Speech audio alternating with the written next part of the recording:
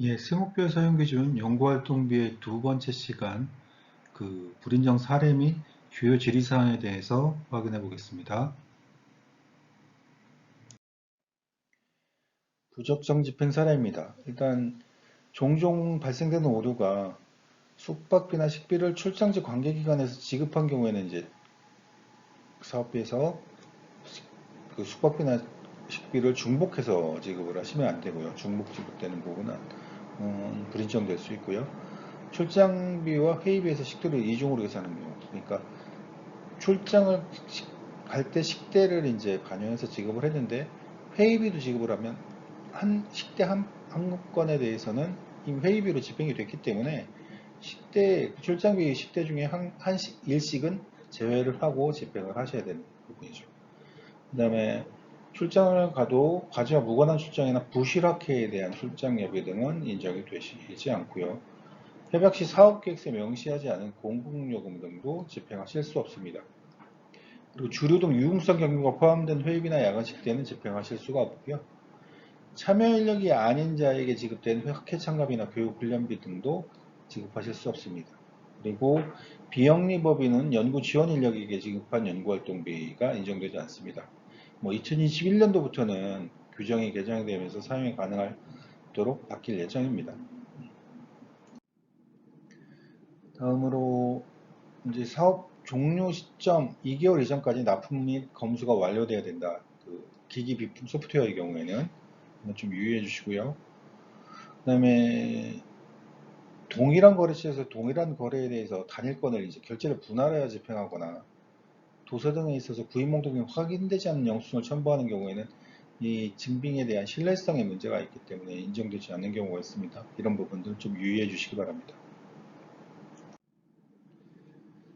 예, 주요 질의사항들을 보시면 A4 용지, 마우스, 키보드 등 각종 비품에 대해서 사업계획서에 상세하게 기재되어야 되는지 하는 부분인데요.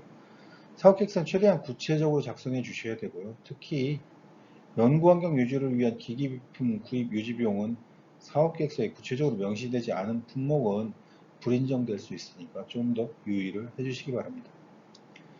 그리고 해외에서 행사 진행 시에 참석 VIP를 대상으로 선물 지급이 가능한가요? 수행기관이 일반인을 대상으로 하는 대규모 행사가 목적인 사업에서 일반인을 대상으로 한 선물 및 선물 요소 답례품, 그러니까 대규모 행사, 대규모로 이제 사람들을 모으는 행사에서는 간단한 선물이나 설문조사 답례품을 제공하는 것이 가능하지만 특정인을 위한 선물 지급은 불가능하니까 유의해 주십시오. 그리고 세목별 예산 내에서 새 세목 변경을 통보 또는 승인 요청하지 않아도 괜찮은가요? 보통 이제 새 세목상의 변경이 꼭 승인을 돼야 되는지 여쭤보시는 분들이 많은데 규정 내에서 협약 변경 승인 및 통보사항으로 지정된 내용 외에는 전문기관 통보나 수행기관 통보 없이 수행기관이 자율적으로 변경하실 수 있습니다. 보통 새 세목에 대한 변경은 수행기관이 자율적으로 변경하실 수 있는 항목입니다. 다만 연구수당이나 위탁연구비, 개발비, 간접비 등 사용에 제약이 있는 항목이거나 이제 사업별 세부 지침상에서 제약이 있는 경우가 있으니까 그런 부분 좀 유의해 주시기 바랍니다. 다음 계속과제의 경우 당해년도 연구비로 차년도에 예정된 국외 출장비 집행이 가능한가요? 근데 연구비는 일단 협약기간 내에 사용하는 게 원칙인데 부득이한 사유로 집행이 필요한 경우에 전문기관과 사전에 협의해서 집행은 가능하십니다. 2018년도에 한국연구재단 연구비 집행 매뉴얼 상에서는 이제 계속과제에 한해서는 미리 예약하는 비용들, 미리 차년도 학회에 대한 예약 비용이나 이런 것들을 인정하는 걸로 해석을 하고 있습니다. 다음에 교육사업을 진행하며 외부 강연, 세미나 등을 진행할 때 행사 진행 중에 도와줄 아르바이트생을 고용해야 하는 경우 어느 항목으로 집행을 해야 하는지, 아르바이트 비용은 일용직 활용비에 해당이 되니까 연구활동비 사목으로 집행이 가능한 항목입니다. 사업기간을 초과한 학회 연회비는 인정될 수 있나요? 하는 건데요. 학회 연회비는 보통 1년 단위로 납입을 하기 때문에 근본 학회에 반드시 참석하기 위해서 연회비를 지급해야만 하는 경우 연회비 지급 대상 기간이 사업 기간을 초과하더라도 불가피한 경우에는 인정이 됩니다.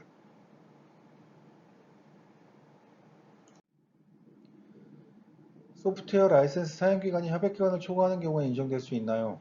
예, 말씀드렸듯이 협약 종료 2개월 이전에 도입이 완료된 소프트웨어의 경우에 해당 소프트웨어 최소 계약 단위가 뭐 6개월이나 1년 뭐 이렇게 되어 있는 것이 확인이 되면 일단 사용 계약 기간이 협약 기간을 초과하더라도 관련 비용은 인정이 되는 것으로 해석하고 있습니다. 그리고 소프트웨어 라이센스를 통합 구매하여 과제별로 비용을 배분하는 경우 인정될 수 있나요? 비영리 기관인 경우에만 연구개발 과제, 여러 연구개발 과제에서 이제 공동으로 쓰이는 소프트웨어 라이센스 사용료를 통합해서 이제 각각 과제별로 배분을 하는 거죠. 기관 단위에서 통합으로 구매를 하는데 그거에 대한 사업비는 각 그 관련된 연구개발 계획에서 분산해서 비용 처리하는 부분을 비영리 기관인 경우에 한해서 인정을 하고 있습니다. 10만원 이하 회의비는 영수증 첨부 시 회의록을 첨부하지 않아도 되나요?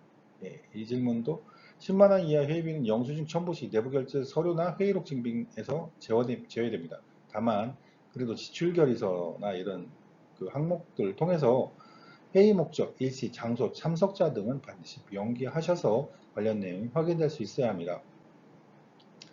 코로나19로 인한 방역물품은 어떤 세세목으로 계산을 해야 하는지, 예. 코로나19로 인한 손소독제, 체온계획, 가림막 등 방역물품은 연구활동비 내 연구환경 유지비로 계산이 가능합니다. 예. 다음에 연수생들이 프로젝트 개발을 위한 디자이너, 교육용 그래픽카드 등 다양하게 집행이 되는 경우에 일괄적으로 연구인력 활용비로 적용해야 하는지 아니면 디자이너 활용은 전문가 활용비, 그래픽카드는 연구재료비 세목으로 구분해야 하는지, 이건 이제 교육 사업을 위주로 하는 정보통신 연구개발 사업과 관련된 내용인데요. 정보통신 방송 연구개발 사업비 산정 및 정산에 관한 규정에 의거해서 연구인력의 활용 및 지원을 목적으로 하는 경우에는 이 연구활동비 연구인력 활용비로 사용을 하게 되어 있는데, 이 항목 중에서도 교육비는 교육훈련비로, 교육에 활용되는 재료비는 연구재료비로 이렇게 그 집행되는 항목의 성격에 맞게 각각 구분해서 집행해 주시는 게 원칙입니다. 대회 수상팀 시상금이 전문가 활용비로 편성되어 있는데 이 비목으로 집행해도 될까요? 수상팀 시상금은 전문가를 활용한 비용이라고 보기 어렵겠죠.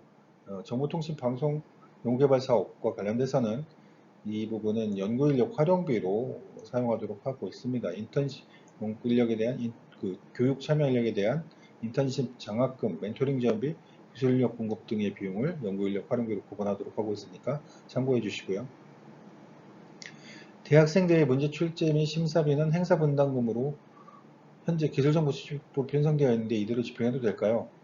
문제 출제 심사비는 외부 전문가 활용이잖아요. 이런 경우에는 보통 외부 전문가 활용비로 처리하시는 게 맞고요. 이걸 이제 비용을 하나로 묶어서 집행할 때 보통 이런 걸 세미나 개최비로 묶어서 집행을 하시게 됩니다. 세미나 개최비에는 관련된 강사 수당, 인쇄비, 장소 임차비 등을 포함하여 구분하는 경우가 있습니다. 참여 교수님이 연구 수행용으로 와이파이 공유기, 아답터, 프린터 토너를 구매하신 경우 연구활동비 사무용 폼으로 처리하면 될지, 연구재료비 전산소모품으로 처리하면 될지 문의드립니다. 경우에 연구재료비의 전산처리 관리비는 협약시 사업계획서에 명시한 경우에만 구입이 가능합니다. 다만 전문기관이 해당 연구과제의 특성을 고려하여 필요하다고 인정하는 경우에는 예외적으로 구입을 하실 수 있고요. 그리고 어댑터, 프린터, 토너 같은 구입 경우에는 사무용품비로 구입을 하시고, 와이파이 공유 같은 경우에는 사업계획서에 구분된 기준에 따라 연구환경 유지비로도 구분할 수 있을 것 같고, 아니면 해당 연구에 필요한 기기로 구분하실 수도 있을 것 같습니다. 학생들을 대상으로 하는 공모전에 평가위원과 학생들에게 집행한 식비, 다가비 등은 세미나 개최비로 처리가 가능한지 아니면 반드시 회의비로 처리해야 되는지, 이 부분은 이제 연구과제 운영비에 해당하는 그 항목들 있잖아요. 회의비, 사무용품비, 연구환경 유지비, 야근식 때에는 직접비의 5% 미만으로 개정되고 집행되면 정산을 면제하고 있는데, 세미나 개최비에 이제 식비나 다가비는 회의비 성격이거든요. 이런 회의비 성격인 부분들을 회의비로 구분해야만 이 직접비의 5% 이내에서 정산을 면제하는 규정의 의미가 있기 때문에 특별한 다른 사유가 있는 게 아니라면 세미나나 이런 세미나 활동이나 대금 행사에서 발생되는 식비나 다가비라도 별도로 회의비로 처리하시는 게 올바른 처리입니다.